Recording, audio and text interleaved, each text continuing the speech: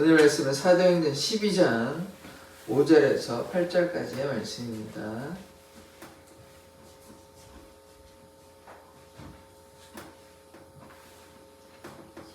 사도행전 12장 5절에서 8절까지의 말씀입니다.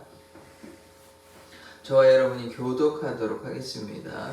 이에 베드로는 옥에 갇혔고 교회는 그를 위하여 간절히 하나님께 기도하더라.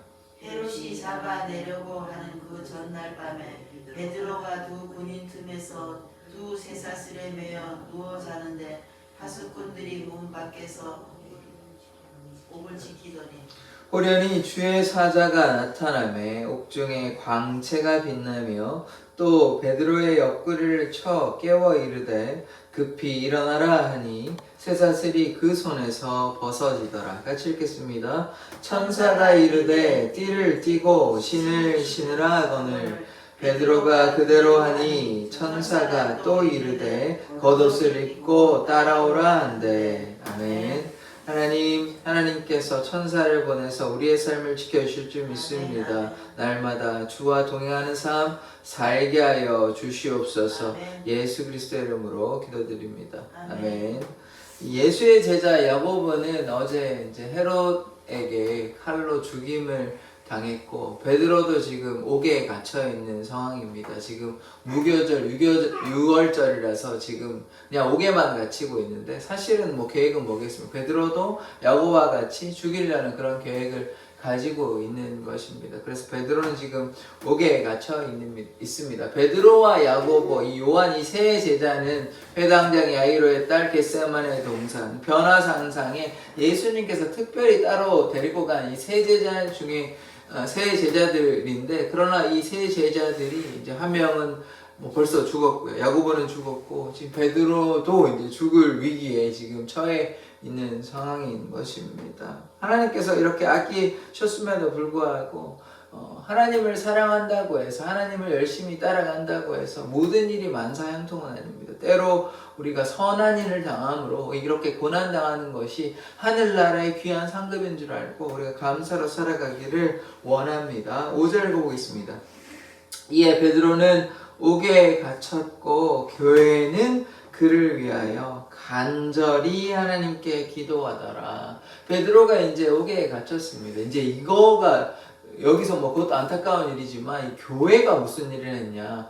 교회가 베드로를 위해서 간절히 그를 위하여 기도하였다는 것이 중요한 것입니다. 성경은 그냥 하나님께 기도하는 그 뭐 여러 가지 일들을 보여주시긴 하지만 교회가 오늘 말씀에서 기억해야 되는 것은 교회가 어떤 한 사람, 특정한 사람을 위해서 혹은 다른 사람을 위해서 합심하여 기도했다. 이게 참 은혜로운 말씀이거든요. 그래서 우리 사랑의 교회도 우리 성도들 위해서도 기도하고 나라를 위해서도 기도하고 기도해야 될 것이 너무나 많이 있습니다. 이 전 세계를 돌아보면 얼마나 힘든 문제들이 많이 있지 않습니까? 그래서 지금 우리나라도 지금 뭐 만만치 않은 상황이거든요. 물론 뭐 우리가 참 감사하게도 우리가 부강한 나라 되었지만 지금 대선도 앞두고 있고 여러 가지 기도해야 될 것들이 많죠. 교회도 참 힘든 상황이거든요. 물론 옛날에 비교하면 엄청난 감사한 상황이지만 지금 교회가 쇠퇴하고 있습니다. 그런 상황에서 우리가 당연히 기도해야 되거든요. 그래서 이제 교회가 이 베드로를 위해서 열심히 합심으로 이 기도하는 장면은 참 은혜로운 장면입니다. 기도하니까요, 보겠지만 베드로가 천사가 구해줍니다. 이게 물론 하나님의 뜻이 있었으니까 이렇게 베드로를 구해주는 거지만 그 중에 기도가 중요한 역할을 하는 것입니다. 우리가 기도할 때요, 하늘 보좌를 움직이고 하나님의 마음을 움직이는 것입니다. 하나님께서 우리에게 원하시는 뭐 다 여러 가지 많이 있지만 기도하기를 원하시는 것이에요. 그래서 제가 계속해서 기도를 강조하는 것인데, 그러나 뭐 기도하려면요, 우리가 하나님께 가까이 나아가야 이제 기도도 하고 싶은 거죠. 하나님의 사랑을 깨닫지 못하고 하나님께 나아가지 않은데 뭐 기도한다는 건 참 앞뒤가 잘못된 거잖아요. 그래서 우리 사랑의 교회 성도들은 먼저 뭐 기도하시는 분들 계속 기도하시면 좋고 그건 당연한 거니까. 그러나 아직 이제 믿음이 연약하고 믿음이 없는 분들도 아마 있지 않을까 생각하는데, 그런 분들은 믿음을 가지는 것이, 하나님을 사랑하는 것이 먼저일 것이라고 생각을 합니다. 자, 6절을 보겠습니다.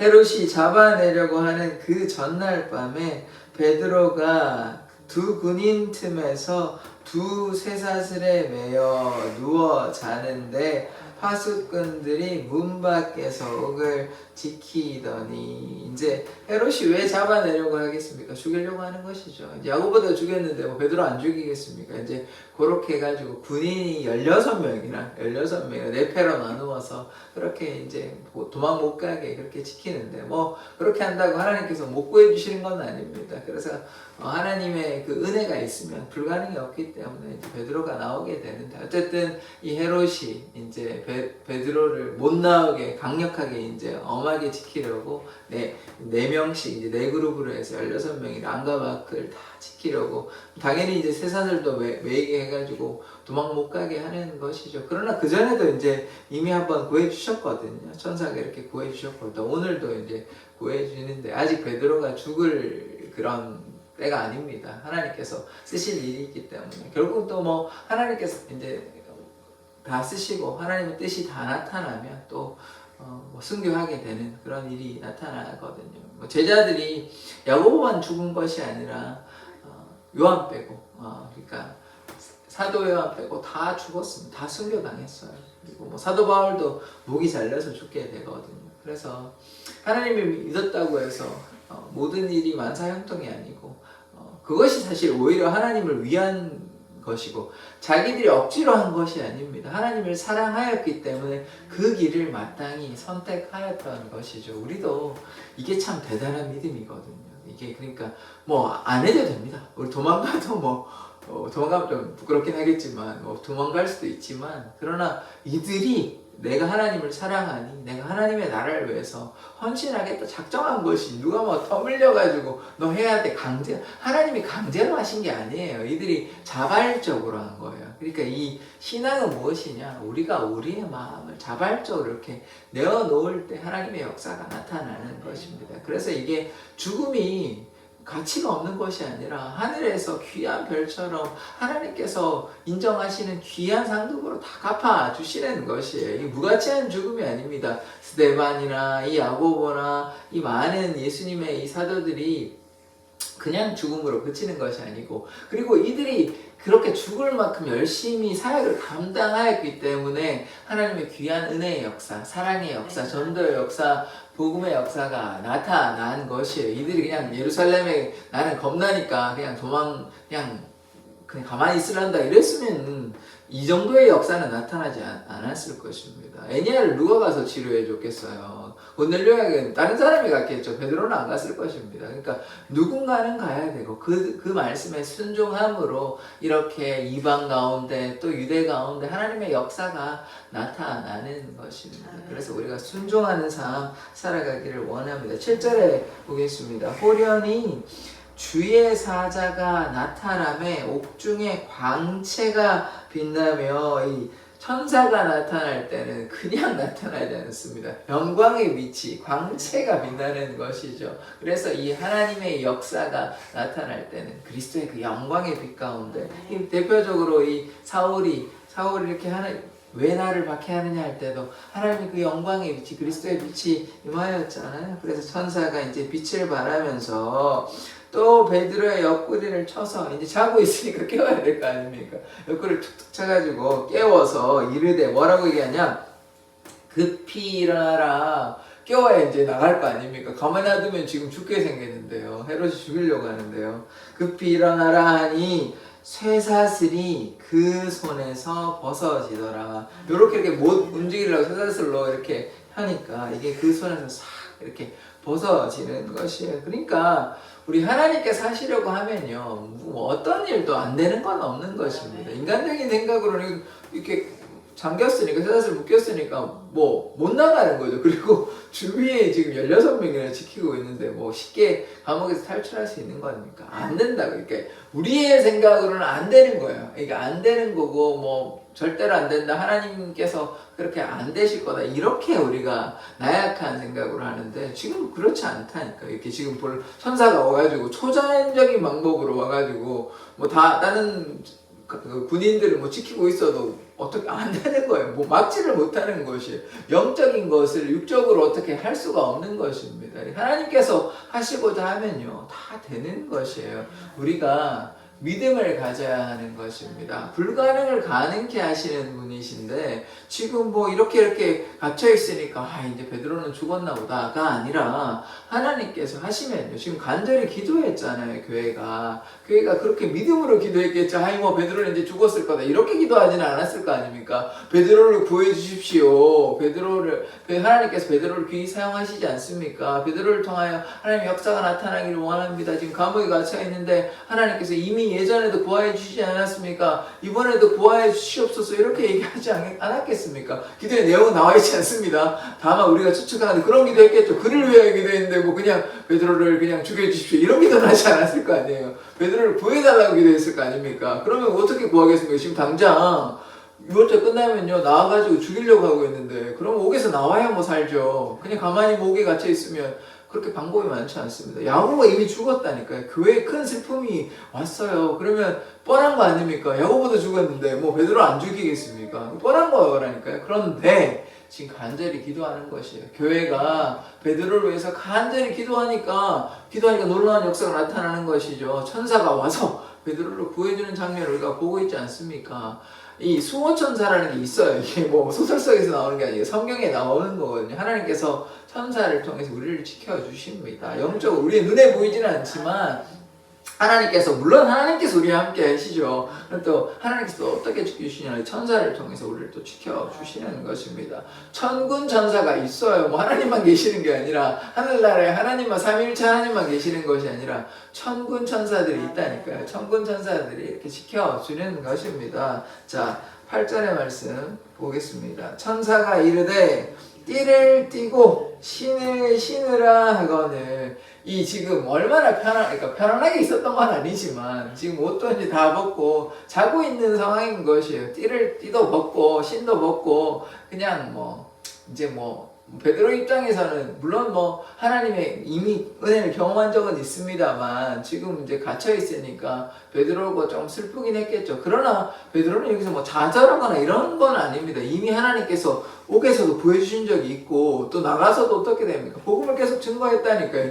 베드로는 죽음을 두려워하거나 이러지는 않습니다. 그래서가 아니라 지금 어쨌든 자야 될 거 아닙니까? 그래서 띠도 풀고 그 다음에 신도 벗고 그렇게 이제 자고 있는 와중에 천사가 와가지고 베드로를 깨우니까 갑자기 일어나니까 어떻게 됩니까? 쇠사슬도 풀리고 그 다음에 그럼 옷도 입어야 나가려면 자기 옷 입고 띠를 입고 옷 입고 띠를 차고 그 다음에 신발 신고 이제 나가는 것이에요. 베드로가 그대로 하니 천사가 또 이르되 겉옷을 입고 따라오라 한대. 이렇게 해서 이제 내일 볼 텐데 베드로가 감옥에서 나가요.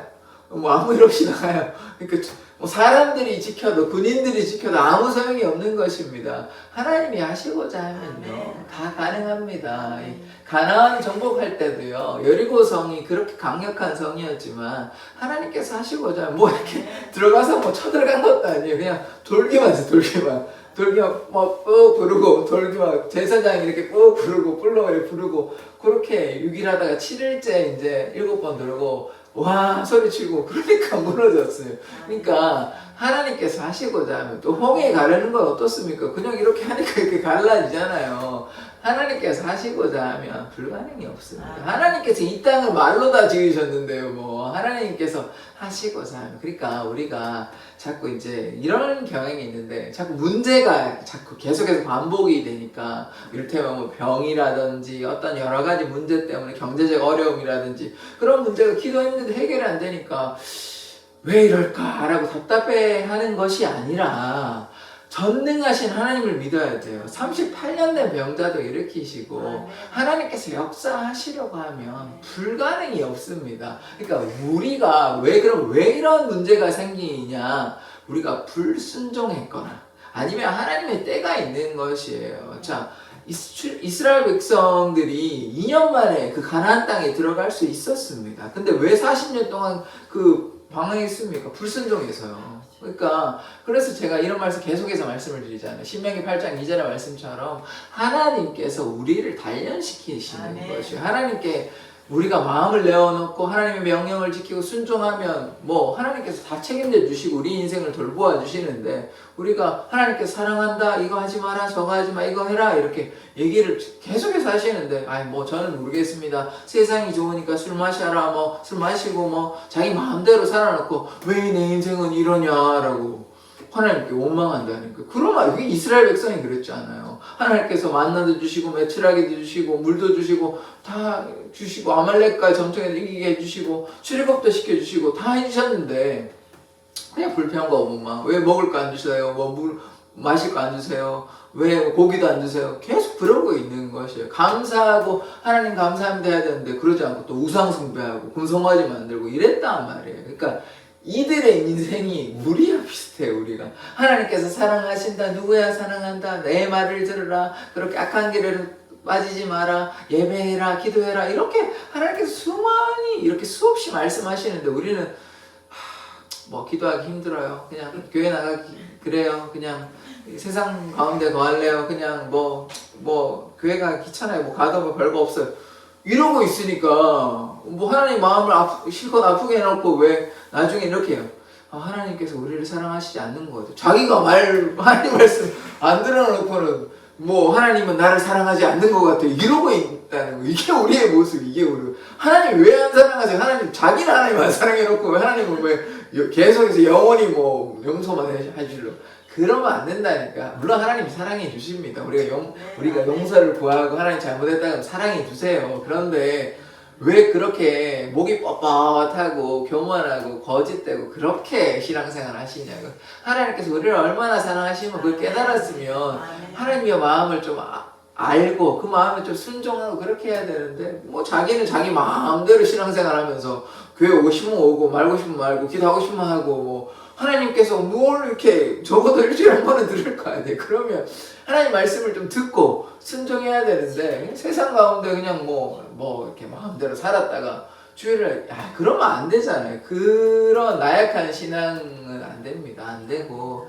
그러니까 제가 이제 아까도 말씀드렸다시피 하나님의 사랑을 깨닫는 게 먼저예요. 하나님의 사랑을 깊이 깨달으면 이제 그러니까 이제 기도도 해야 되고 말씀도 읽어야 되고 이게 되는데, 이게 깨닫지 못한 상태에서 아무리 막 잔소리 한다고 뭐 하나님이 여러분들 사랑하십니다 이렇게 얘기하면 이제 속이의 경읽기가 되는 것이에요. 그래서 좀 어쨌든 하나님의 은혜가 임해서 우리 사랑의 교회 성도들이 변화되어야 됩니다. 하나님의 그 사랑을 깊이 깨달으면요, 아까도 말씀드렸지만 이 뭐 사도들이 하나님께서 이들을 떠밀려가지고 죽어라 이렇게 한 거 아닙니다. 자기들이 그 죽음의 길로 나가는 것이에요. 근데 그것이 생명의 길이죠. 죽음의 길이 아닙니다. 숨겨도 감당하는 것이에요. 왜? 그것을 위해서 나는 나의 삶을 내 거가 아니라고 생각하거든요. 하나님의 것이라고 생각하니까 이렇게 나아가는 것이에요. 그럴 때 하나님의 역사가 나타나는 것입니다. 그럴 때 영생을 누리고 하늘의 귀한 상급으로 다 갚아주시는 것입니다. 저는 그렇게 믿습니다. 그렇게 안 믿는 사람은 어쩔 수 없고요. 성경을 보는 목사님들이라고 같은 교단이라고 해서 다 동일하게 믿는 게 아니거든요. 저는 분명히 그렇게 믿습니다. 어떻게 믿냐? 하늘에는 상급의 차이가 있습니다. 적게 심은 자는요, 적게 거두고요. 많이 심는 자는 많이 거두는 것이에요. 부끄러운 구원이 있는 반면에 정말 초과상관이 있는지 어떤지 제가 안 가봐서는 모르겠는데 차이가 분명히 있을 것입니다. 대궐이 있을 것이에요. 뭐냐? 의의 상급으로 하나님께서 헌신한 만큼 하나님께서 갚아주시리라 저는 믿습니다. 그러니까 이 땅에 우리가 살아가는 삶 동안 주님과 동행하면, 주님과 함께하면 그만큼 다 갚아주시는 것이에요. 순교자의 상급이 그만큼 귀한 것입니다. 자신의 삶을 다 내어놓았는데 그거보다 더 귀한 것이 뭐가 있습니까? 떠밀리지 않았다니까. 자기가 자발적으로 내가 그렇게 하겠다고 하는 것이, 도망갈 수도 있어요, 안 할 수도 있어요. 우리 나약한 신앙들 많이 있지 않습니까? 그러나 이들은 그렇지 않았어요. 하나님을 온전히 믿으니까 내가 죽어도 주를 위해 죽겠다 한 거예요. 그러니까 이렇게 살아가는 것입니다. 그러면요, 지금 이 땅에서 살면 죽은 것 같은데 아닙니다. 영생을 누린다고요. 영생도 그냥 누리는 것이 아니라 대궐에서 하나님께서 정말로 내가 너를 사랑한다, 네가 네 인생을 나한테 다 바쳤지, 내가 다 갚아줄게, 하나님께서 얼마나 귀한 상급으로 갚아주실지 기대해도 좋습니다. 그런 분들은. 그러니까 우리가 이렇게 시시하게 신앙생활해서는 안 됩니다. 이 땅이 우리가 영원히 사는 것도 아니잖아요. 그 사는 삶 동안 하나님을 향해서 열심히 살아가면요, 그냥 죽음으로 끝나는 게 아니에요. 지금 뭐 우리가 당장 순교하는 사람들이 아니잖아요. 지금처럼 박해를 받는 것도 아니고 북한에 있는 우리가 사람들도 아니고. 그러면요, 우리가 헌신한 만큼 하나님의 놀라운 역사가 나타나고 우리의 또 물질의 필요도 채워주시고 우리의 건강도 지켜주십니다. 하나님께서 그냥 내팽겨 버리시는 게 아니에요. 우리를 돌보아 주시기 때문에 우리가 열심으로 신앙생활 하길 원합니다. 그러면요, 하늘의 별과 같이 빛나고 하늘에서 귀한 상급으로 갚아주십니다. 제가 그걸 확실하게 믿습니다. 저는. 그렇기 때문에 우리가 그냥 교회만 왔다 갔다 하는 시시한 신앙 되지 않기를 원합니다. 그래서 우리 사랑의 교회 성도들이 모두가 주님 닮아가고 예수님 닮아가고, 그래서 그런 신앙생활 해야 되지, 그냥 뭐 술에 술 탄 듯 물에 물 탄 듯 그런 시시한 신앙생활 하면요, 쉽지 않습니다. 그러면 모르겠습니다. 구원 받는 것도 쉽지 않을 수 있습니다. 그렇게 그런 게 아니라 정말 열심으로 하고 그러면 은혜가 넘치고 우리 삶에도 또 하늘에도 갚아주시고 그러면 꼭 먹고 알 먹고잖아요. 근데 뭐 이래도 그만이고 저래도 그만이고 그러면 구원 받을지도 모릅니다. 그러니까 그렇게 나약한 신앙으로 해서는 되는 것이 아니라 정말 하나님을 사랑하면 정말 열심으로 사랑해야 되는 것이죠. 하나님께서 우리를 얼마나 사랑하시는데요. 그래서 그 사랑, 우리 사랑의 교회 모든 성도들이 하나님의 사랑 깨닫는 것이 참 우선입니다. 그래서 깨달아서 변화되었으면 좋겠습니다. 그럴 때 이제 하나님의 사람들도 보내주시고 부흥의 역사, 성장의 역사가 나타나는 것입니다. 그래서 이 너무 감사한 일이죠. 하나님께 은혜 가운데 거하고 기도하고 하나님의 말씀 가운데 거하는 이런 사람들이 의무감으로 하는 것이 아니에요. 내가 해야 되니까 해야 된다 그러면 뭐 귀찮아서 또 하기 싫어서 어떻게 합니까? 그것이 아니라 하나님 사랑하니 내가 하나님 더 알고 싶고 하나님 은혜 가운데 거하고 싶다, 이런 우리 신앙이 되기를 원합니다. 그러면요, 우리 삶의 어려움들이 그 어려움으로 느껴지지 않습니다. 하나님께서 힘을 주십니다. 어려움을 극복할 수 있는 힘을 주시는 것이에요. 하나님께서 함께하여 주시는데, 무엇보다 우리가 구원받았다는 그 은혜의 감격, 구원의 감격이 가장 중요한 것 아닙니까? 이 땅에서 삶이 영원하지 않는데, 이 땅에 아무리 잘 산다고 해서 뭐 좋은 집 좋은 차 뭐 다 살면 무엇이 중요합니까? 구원받지 못하면요. 그러니까 무엇이 지금 중요하냐고요. 그러니까 무화과 나뭇잎이 없어도 내가 여호와를 인해서 기뻐한다는 그런 하박국의 고백이 그렇게 나오는 것이에요. 그 고백이 우리의 고백이 돼야 되죠. 예수 있으니까, 예수님만 있으니까 감사하다고 해야 되죠. 그러니까 부자와 나사로 얘기하는 거 아닙니까? 그래서 나사로의 삶을 살아도요, 예수만 있으면 그게 가장 행복한 삶입니다. 왜 그것을 깨닫지 못하는 것인지 모르겠어요. 이 땅의 삶에 뭐 아무리 부자면 뭐 하겠어요. 천국 못 가면 끝인데요. 아무 소용이 없다니까요. 그러니까 이 땅의 삶이 영원하지도 않잖아요. 그거를 알고 깨달았으면 주님께 순종함으로 나아가야 합니다. 그러면 하나님께서 무한하신 사랑을 우리에게 베풀어 주세요. 하나님께서 함께 하시고 은혜 베풀어 주시고 붙잡아 주십니다. 우리가 헤매이면 또 힘 주시고 이끌어 주시고 도와주십니다. 우리의 힘으로 하는 게 아니에요. 성령께서 도와주시고 예수님께서 함께하여 주십니다. 그러하면 우리의 삶에 기쁨과 감사가 넘쳐나요. 그게 이제 참된 신앙생활인 줄 믿습니다. 그래서 우리의 삶에 하나님께서 날마다 함께 하신다. 그래서 우리가 기쁨과 감사로 살아가길 원합니다. 기도하겠습니다.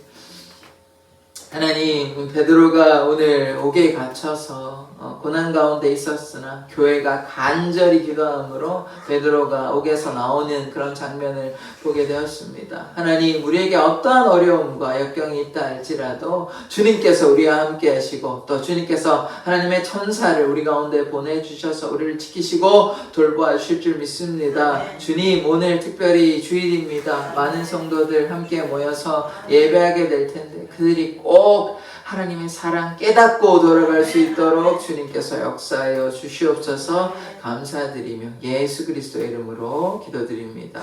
아멘. 주기도문으로 예배를 마치도록 하겠습니다. 하늘에 계신